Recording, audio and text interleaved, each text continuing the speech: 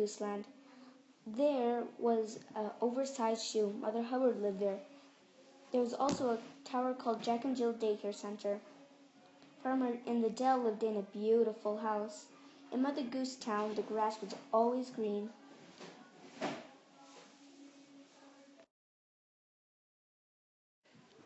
This is where I introduce my crime scene. Sunny Goose received a call from Jack Hill around 8 a.m. It was about Jack and Jill. Jack and Jill went up the hill to fetch a pail of water. Jack fell down and his sister Jill and his crown had disappeared. Sunny hustled to the hill on her goose. Sure enough, Jill and Jack's crown had disappeared. This is where I introduce my detective. Sunny Goose is my detective. She is always on the go. She never forgets her notebook or magnifying glass. Sunny is the daughter of Mother Goose. Mother Goose is the mayor of Mother Gooseland.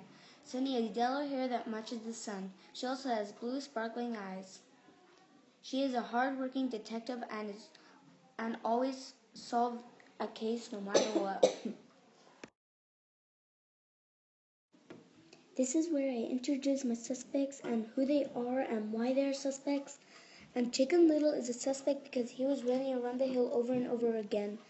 He could have stolen Jack's crown since he was so close to them.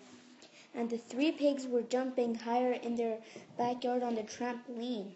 Were they squealing and jumping with excitement that they have stolen the crown? Jill Hill is also a suspect because she has always been jealous of Jack's crown ever since he had won it. The giant is a suspect because he could have taken Jack's crown while he was shaking the ground up in his castle. This is where I introduce my first witness. Jack Horner is my first witness since he has such a tall house that he saw Jill and Jack fall down the hill. But that's not all. He also saw Jill take something shiny and golden. After that, she ran to the deep, dark woods. Could Jill have taken Jack's crown? This is where I introduce my second witness. Goldilocks is my second witness because she got terrified by the three bears and ran back into Mother Gooseland. As she was running out of the forest, she saw Jill run past her. Goldilocks thought she saw Jill holding something shiny in her hand. Could Jill still have taken Jack's crown? This is where I introduce my third witness. Little Bo Peep is my third witness because she went to Mother Gooseland to find her lost sheep. Somebody ran past her faster than a blink of an eye. It could have been Jill Hill, since she's fast at mostly anything you could imagine. This is where I introduce my first clue. Sunny Goose wandered around in the muddy forest. Then she saw a muffin stuck in the mud. It must be Little Red Riding Hood, she yelled to herself, because she told me she was going to deliver muffins to her ill grandmother.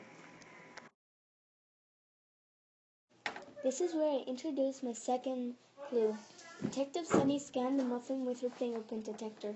This isn't making sense, Sunny yelled to herself.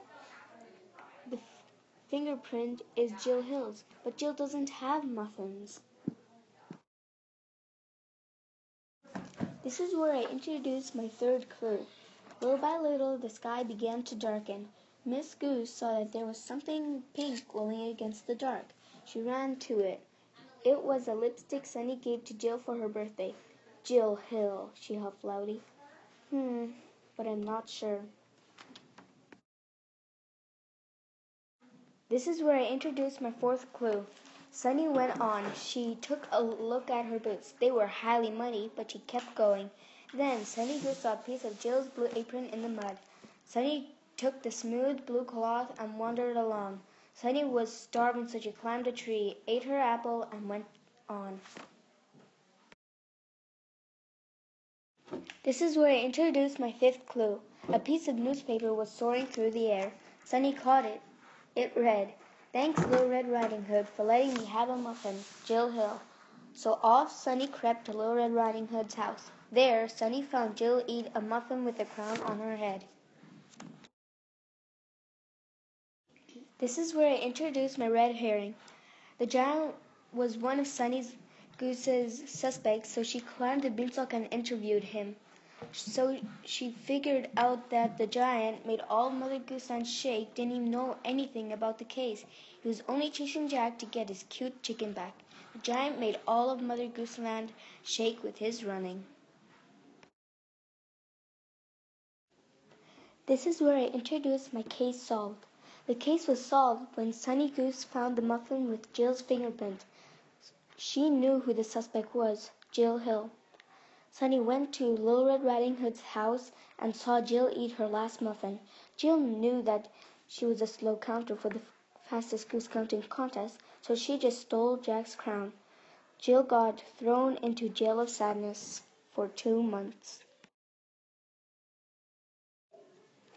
Jack's Missing Crown by Judith. Mother Gooseland was a place as busy as bees. The town was getting ready for the fastest goose counting contest. Sunny Goose, daughter of Mother Goose, was a detective in downtown Gooseland. Not a far distance away from where Sunny lived, there was a gigantic shoe. Old Mother Hubbard lived there. Also, there was a tower called Jack and Jill Daycare Center.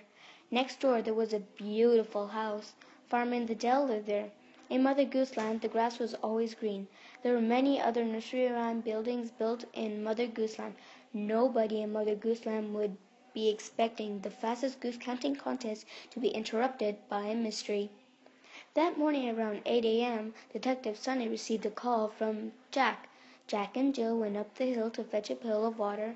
Jack fell down, and his sister Jill and his crown had disappeared. Sunny hustled to the hill on her goose. Sure enough, Jill and Jack's crown had disappeared. Later that afternoon, Sunny decided to take a walk in the deep woods. There, Sunny saw a muffin stuck in the mud. It had a ruby in it. Sunny yelled to herself, "It must be Little Red Riding Hood." Sunny went to Little Red Riding Hood's house. Little Red Riding Hood, also known as Red, was home with an empty basket in hand. Ding dong, went Red's doorbell. Little Red Riding Hood opened the door. Sunny asked Little Red Riding Hood if she had the crown. "Of course not," replied Little Red Riding Hood. "Besides, I just finished delivering muffins to Granny. I did see Goldilocks running out of the woods. It looked like she would have been terrified by the bears." Sunny took her notebook out. She wrote, "Goldilocks. What time did you see this?" "Well, I'm not sure. All I know is it happened when the earthquake came," answered Red. So off Sunny hustled to Goldilocks' house. Goldilocks explained that she did get terrified by the 3 bears. "I got tired when I was lost in the woods. I found a cottage, went in, and fell asleep in a little bed. But when I woke up, there were 3 bears staring at me," Goldilocks said with a huffing, terrified voice. "Although I did see a girl with gold in her hand, she was also wearing a blue apron." Sunny only knew one girl with a blue apron, Jill Hill. Why would Jill steal her brother's crown, Sunny wondered. But Sunny still went to interview Jill. On her way, Sunny found a muffin. She scanned the muffin with her fingerprint detector. Beep, went the tiny machine. The fingerprint was Jill's. Unfortunately, when Sunny reached Jill's house, she wasn't home. Then Jill heard someone rustling around in the forest. Jill popped out of the daffodil bushes. To Jill's surprise, Sunny was tapping her foot and looking at Jill angrily. Jill asked, "Is something wrong?" Sunny took a deep breath and answered, "Of course something's wrong. Haven't you heard your brother's tumbled down the hill and lost his crown?" Jill looked worried. "No, I don't." "Are you sure?" Sunny said, raising an eyebrow. "Of course I'm sure. But did you see Jack Horner staring?" Before Jill finished, Sunny had disappeared just like Jack's crown. On Sunny's way to Jack Horner's house, she looked at her boots. They were highly muddy, but she kept going. Then Sunny saw a piece of Jill's blue apron. She put it in her pocket. In a few minutes, she arrived at Jack Horner's house. Ding-a-ling went Jack's doorbell. Jack opened the door with his face and hands full of scratches. Did you take Jack Hill's crown? Sunny quizzed with an exhausted voice. No, why would I do such a thing? Jack Horner declared. Well, Jill said, you were staring at them after they fell. How can you explain that? Sunny announced. Well, I was only looking to see if anything happened when the giant was stomping, answered Jack. Do you know why the giant was stomping? Sunny proposed. No idea, he explained. After 20 feet of climbing, Sunny arrived to her destination, the giant's castle. The giant didn't look so joyful. Why were you stomping at 8 a.m.? Sunny asked. I was just getting my chicken back. That darn Jack tried to steal it, answered the giant. Okay, replied Sunny. Did anything else happen? Well, I did see Chicken Little say the sky's falling, the giant explained. I found this beside this beanstalk. The giant was holding a rock with Jill's red glowing lipstick on it. Thanks, Sunny replied. Finally, Sunny reached Chicken Little's hay bale. Chicken Little was collecting hay to make his house big enough for his cousins. Sunny asked Chicken Little if he took Jack's crown. Why, of course not, Chicken Little responded. Why were you running around the hill hollering, the sky's falling, the sky's falling? Sunny implored. The sky was falling, yelled Chicken Little. Sunny explained that the sky didn't fall. Oh, yes, it did. What caused Jack and Jill fall then? Chicken Little asked. The giant, of course, Sunny replied. Oh, then I made a mistake? Said Chicken Little. Yes, you did, said Sunny. She also asked if something else happened. Chicken Little explained that the pigs were jumping on their trampoline higher than usual. As always, Sunny rushed to the pig's house. Chicken Little was right. They were jumping higher than usual. First, Sunny thought they were trying to beat each other's trampoline records. Then, Sunny remembered the crime. Maybe they would be excited that they stole the crown. Only one way to find out, Sunny said in her head. She sneaked to their backyard. Oh, piggies, Sunny whispered in a high-pitched voice. All the pigs froze. Sunny strolled to the trampoline and asked if the pig took Jack's crown. No, said the oldest pig. The two younger ones stood behind him. They were both shy. Why were you jumping so high then? Sunny replied. We were bouncing and talking about the earthquake, said the oldest pig. The giant stomping, Sunny corrected the oldest pig. Sunny told the oldest pig that the crown went missing.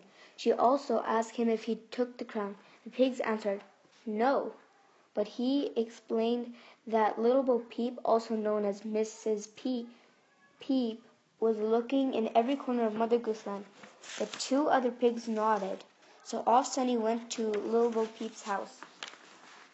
When Sunny reached Mrs. Peep's house, she had already shaved her sheep. Did you take Jack's crown? Sunny proposed.